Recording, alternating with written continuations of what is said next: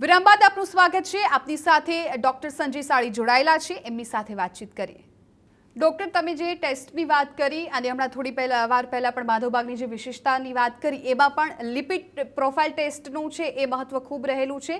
તો જો લિપિડ ટેસ્ટમાં જે પણ દર્દી છે એના કોલેસ્ટ્રોલનું પ્રમાણ વધુ હોય તો શું તેની સારવાર પોસિબલ છે અને કેવી રીતે?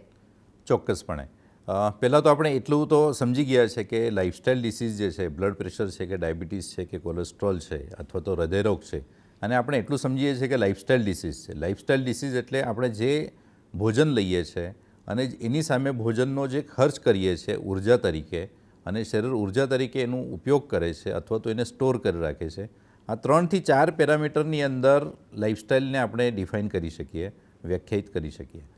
તો ટૂંકમાં હું સમજો કહેવાનો પ્રયત્ન કરીશ તો લાઇફસ્ટાઇલ ડિસીઝ ખાવા પીવાનું, કેલરીઝ અને ખર્ચ આના ઉપર ડિપેન્ડ છે। પણ આપણે એક વસ્તુ સમજવાની જરૂર છે કે ફૂડ જે છે કોઈ પણ ખરાબ નથી હોતું।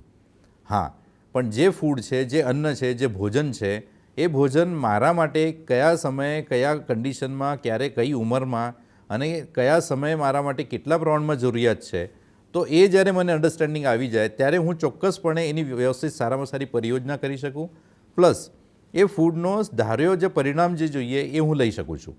તો હું ચોક્કસપણે કહીશ કે માધવબાગની અંદર આપણે આ પરિયોજના કરવાનો પ્રયત્ન કરીએ છીએ। જે ફૂડ જે છે, ફૂડની અંદર દરેક પેશન્ટનું આપણે ત્યાં આવે છે ત્યારે આ અલગ અલગ પરીક્ષણો દ્વારા આપણે નક્કી કરીએ છીએ કે પેશન્ટ માટે કયા ફૂડની કેટલા પ્રમાણમાં જરૂરિયાત છે અને એ જરૂરિયાત અને એની ટેવ કઈ કઈ છે। કેમ કે દરેકની ટેવ અલગ અલગ હોય છે। કોઈ પેશન્ટ એવું હોય છે કે જે ખાલી સાંજના જ જમતા હોય છે, કોઈ લોકો એવા હોય છે કે જે ખાલી સવારે બ્રેકફાસ્ટ જ કરે છે। તો દરેકની ટેવના હિસાબે આપણે એક પ્રયત્ન કરીએ છીએ કે વ્યવસ્થિત પ્રમાણમાં અને જે સિમ્ટમ છે એ પ્રમાણમાં આપણે જે ફૂડ આપી શકીએ અને કેટલા કેલરીઝનું ફૂડ આપણે આપવાની જરૂર છે અને શરીરની અંદર કયા કયા સિમ્ટમ છે, કયા કયા રોગ છે। આપણે હું સમજો વાત કરું તો આપણી અંદર જે 4-5 લાઇફસ્ટાઇલ ડિસીઝ આપણે કહીએ છીએ તો ટ્રાય કરીએ છીએ કે બ્લડ પ્રેશર માટે પણ આપણે ગો બીપી તરીકે અલગ ડાયટ છે।